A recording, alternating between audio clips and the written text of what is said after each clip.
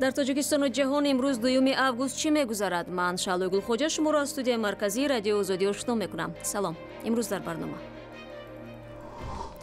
در دادگاه ولایت مسکو 3 زاده آسیای مرکزی متهم به قتل و راهزنی از گروه گتا کشته شدند. مقامات روسیه گفتند متهمان میخواستند فرار کنند. حمله به مسجد شیعه در هرات 10 نفر را کشته بر جای گذاشت. احتمال میرود شماره قربانیان افزایش یابد. بعد از هم یک انفجار مویی از آخر شد که ما خود نفهمیدم که انتحاری بود یا به همه چیز بود. و مقامات تاجیکستان میگویند در مسئله نیروگاه سنگتوده 2 با ایران بحث و کشمکش ندارند و قرض برق را میپردازند.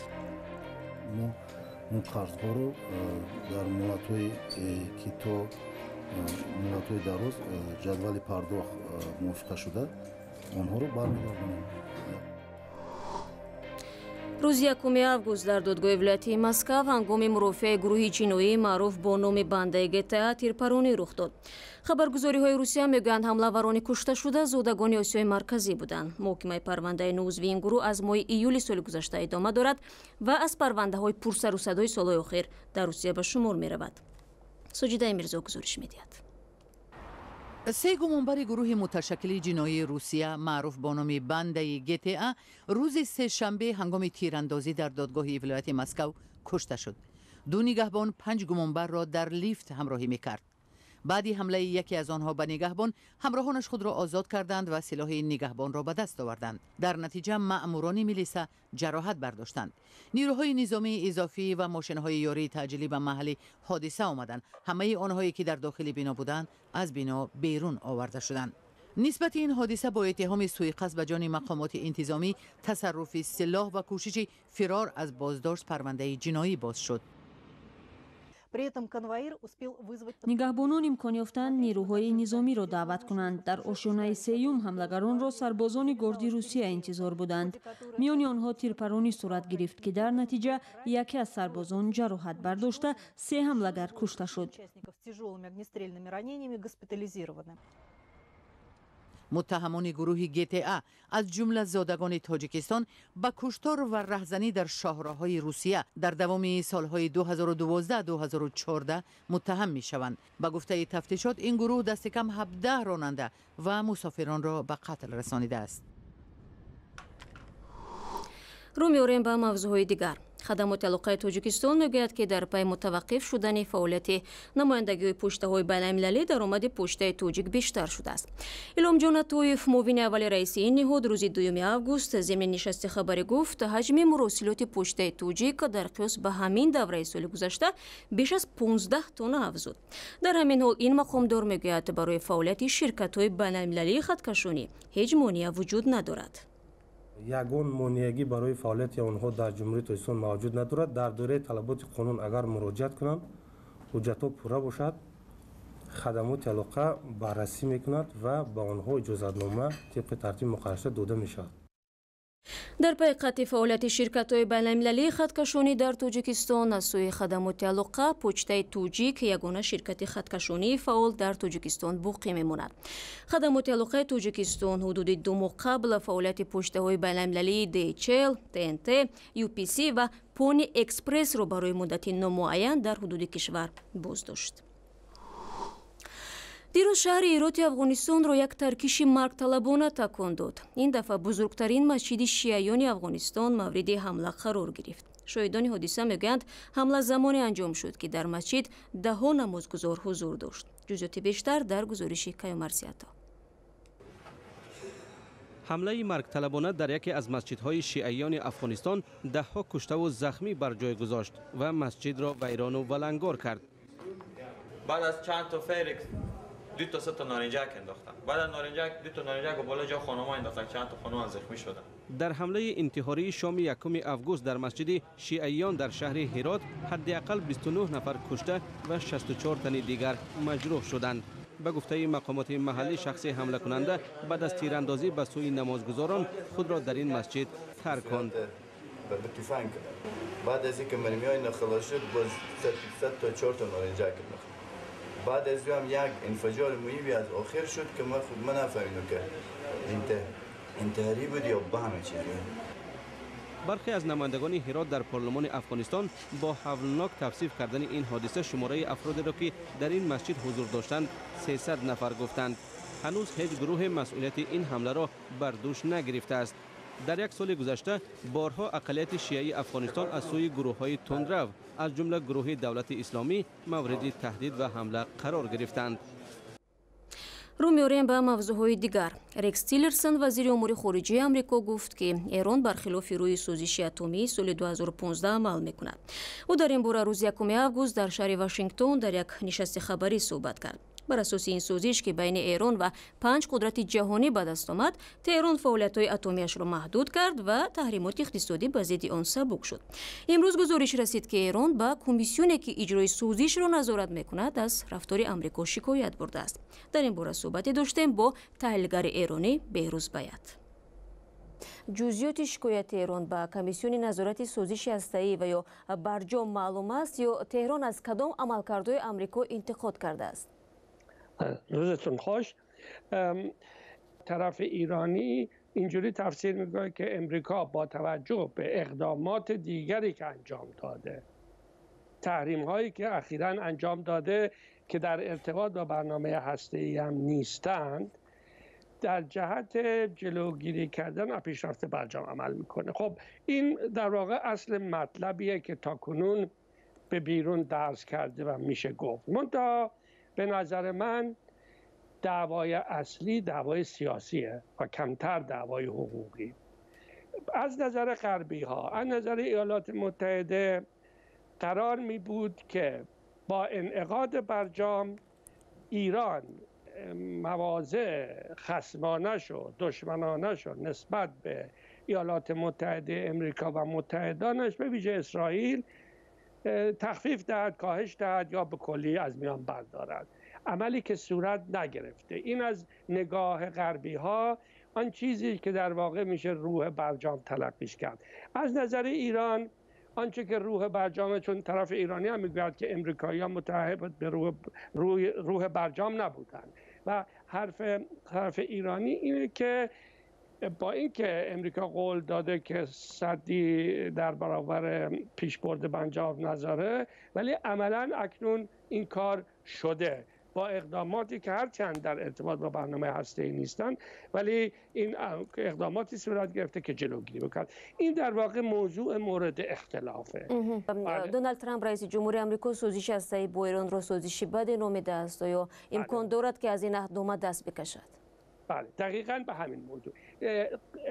دونالد ترامپ قبلا گفته بود، همونجور که شما نقل کردید، که سازش بدی، منتها امریکا یک جانبه نمیتونه از این موضوع خارج بشه، چرا که تنها خواهد ماند. یعنی متحدان اروپاییش آنچه که تاکنون میشه قضاوت کرد همراهی نخواهند کرد، روسیه و چین هم که به طریق اولا همراهی نخواهند کرد. مصاحبه کامل در این باره در وبسایت ozodi.org و یا کانال آزادی ویدیو در یوتیوب نشر می شود.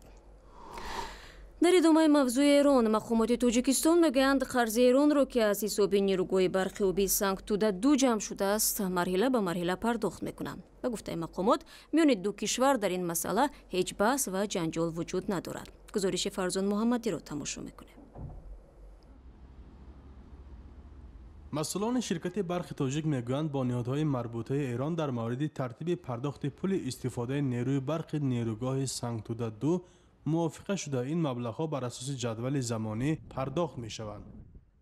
این جدول پرداخت با امضا رسیده شده است و هر ماه ما موافق همون جدولی که پرداخت است در دایره همون ما مبلغ‌ها را هر ماه پرداخت کرده ایستادیم. یگان مشکلی نیست، آنها رو برمیگردونیم.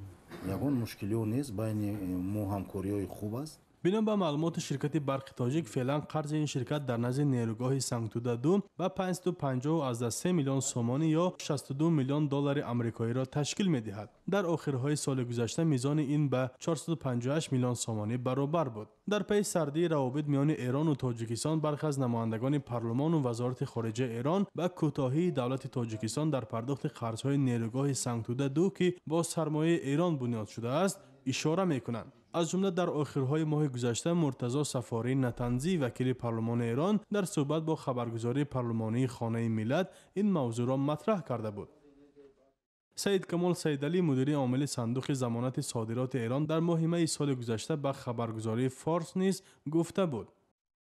روابط سیاسی ما با حکومت تاجیکستان باید به گونه‌ای باشد که از طریق وزارت خارجه فشار بیاوریم تا از محل فروش برق پول طرف ایرانی را به موقع بدهند. نیروگاه برقی آبی سنگتوده 2 با 180 میلیون دلار سهم ایران و 40 میلیون دلار تاجیکستان ساخته شده در اول قرار بود 12.5 سال در اختیار ایران بماند. دیرتر در سال 2014 اعلان شد که این مهلت 2 سال دیگر دراز شده است و زمان در اختیار ایران ماندن سنگتوده 2 به 14.5 سال برابر است. پس از ادای این مهلت نیروگاه پورا به اختیار تاجیکستان خواهد گذشت. نیروگاه سنگتوده 2 از 2 اگریگات عبارت بوده، اقتدار هر کدام آنها به 110 مگاوات برابر است. ислом каримов хурдӣ писари гулнора каримова дӯцитони кӯли ин кишварро барои таҳияи парвандаи ба қавли ӯ сохта алайҳи модараш муттаҳам кард. ин иддаои ӯ рӯзи 1 август дар ҷараёни суҳбаташ бо телевизиони бахши узбекии BBC садо дод. набираи раиси ҷумҳури пешини ӯзбекистон мегӯяд аз вазъи молии модараш хабар дошт ва иттиҳоми $2 миллиард дороии ӯ ҳеҷ асосе надорад. дӯцитони кӯли ӯзбекистон ҳафтаи гузашта гуфт ки алайҳи гулнора каримова парвандаи ҷиноӣ буз шудааст. ба гуфтаи дӯцитони каримова дар 12 кишвари хориҷӣ ба миқдори $2 миллиард сармоя дорад. барномаро бо гузорише дар бораи ҳамкориҳои тоҷикистону ӯзбекистон пай мегирем. хадамоти гумрук мегӯяд ки гардиши молу коло бо ӯзбекистонро дар ним соли ахир миллионҳо доллар зиёд кардааст. мақомоти тоҷикистон умедворанд бо гарм шудани равобит бо ин ҳамсоя кишвар доду гирифти молӣ аз ин ҳам боло хоҳад рафт. мумин аҳмадӣ мавзӯъро идома медиҳад. در 6 ماه اخیر سودا بین ولایت سوخت و ازبکستان نظر به همین دوره سال گذشته 1 برابر زیاد شده است. ریاست گمرک ولایت سوخت در نشست خبری خود روز 1 آگوست افزایش تجارت را به گرم شدن مناسبات سیاسی تاجیکستان و ازبکستان ربط دادند. واردات در دوره 6 ماه سال 2017 $25.2 میلیون رو تشکیل داده باشد. صادرات به این دولت 23.3 میلیون دلار رو تشکیل می‌دهد.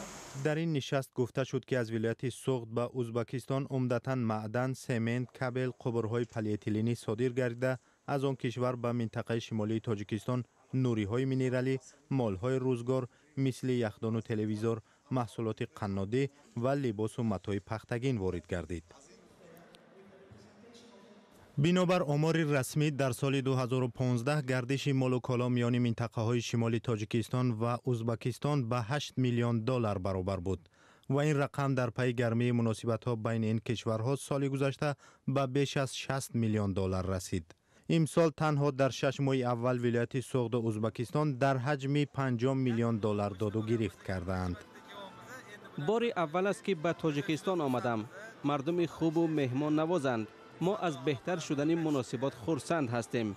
می‌خواهیم که داد و گرفت و رواق بیشتر شود. این حالت هم به منفعت ما و هم منفعت تاجیکستان خواهد بود. ва 4 рӯзи пеш дар швейтсария дарозтарин кӯпруки пиёдагар дар ҷаҳонро боз карданд. ин пул тақрибан 500 метр буда дар дили кӯҳҳои Алп ҷойгир аст ва ду шаҳри Швейтсарияро ба ҳам мепайвандад. кӯпруки нав аслан намеларзад ва дар баъзе ҷо аз замин 85 метр баланд аст. дарозтарин кӯпруки пиёдагар дар ҷаҳон рӯзи 29 июл дар Швейтсария барои ҳаракат боз шуд. пули тақрибан 500 метрӣ дар дили кӯҳҳои Алп ҷойгир аст ва Грахену Зермат ду шаҳри Швейтсарияро ба ҳам мепайвандад. ин мавзеъ як маҳалли дӯстдоштаи сайёҳони табиатдӯст ба ҳисоб меравад ва аз болои пул водиҳои зебои Матерҳорн, Вейстҳорн ва Бернесро тамошо кардан мумкин аст. айни пулро соли 2010 бо сабабҳои амнияти бастанд. кӯпруки навро дар зарфи 2 моҳ ва тавре сохтанд ки намеларзад. дар баъзе ҷо пул аз замин 85 метр баланд аст. 15 дақиқае ки дар ихтиёр доштем ба анҷом мерасад, аммо шумо метавонед ба вебсайти мо cw.ozodin.org биравед ва бо тозатарин хабару гузоришҳо ошно шавед. саҳифаҳои мо дар шабакаҳои иҷтимоӣ дар хидмати шумост. наворҳои диданӣ дар Озоди видео YouTube дастрас аст. ташаккур аз ҳамроҳӣ, истироҳати хуб ва худо нигаҳдор.